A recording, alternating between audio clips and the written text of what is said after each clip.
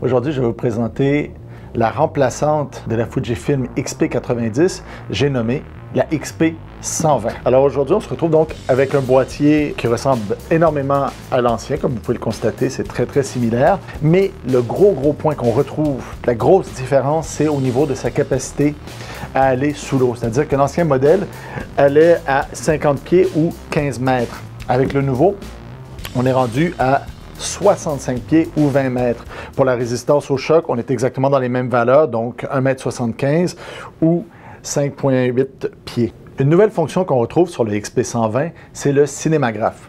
Donc, ce que ça fait, c'est que ça permet de prendre une courte séquence vidéo de 4 secondes et de figer une partie de l'image, qui devient une photo, et sélectionner la section qu'on voudrait qui reste vivante. Alors, ça donne vraiment des effets très intéressants. Ça vaut la peine de regarder sur Internet. Il y a plein d'exemples d'ailleurs. Je vous invite à aller voir ça. On se retrouve aussi avec des filtres, 11 filtres différents pour pouvoir justement personnaliser le style d'image qu'on veut avoir. La caméra permet aussi de faire des rafales de 10 images par seconde en pleine résolution, donc de 16 mégapixels, donc la même valeur que le XP90. Et on peut monter aussi jusqu'à 65 images secondes en mode très haute vitesse. Par contre, pour ce mode-là, la résolution va être baissée.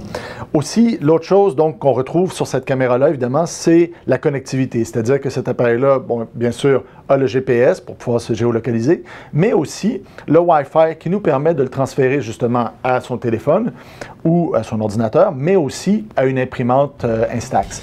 Donc vraiment, une très belle mise à jour par rapport au XP90 qui était déjà un appareil très populaire et très apprécié. Si vous voulez en savoir plus, venez nous visiter et suivez-nous sur nos plateformes. Merci.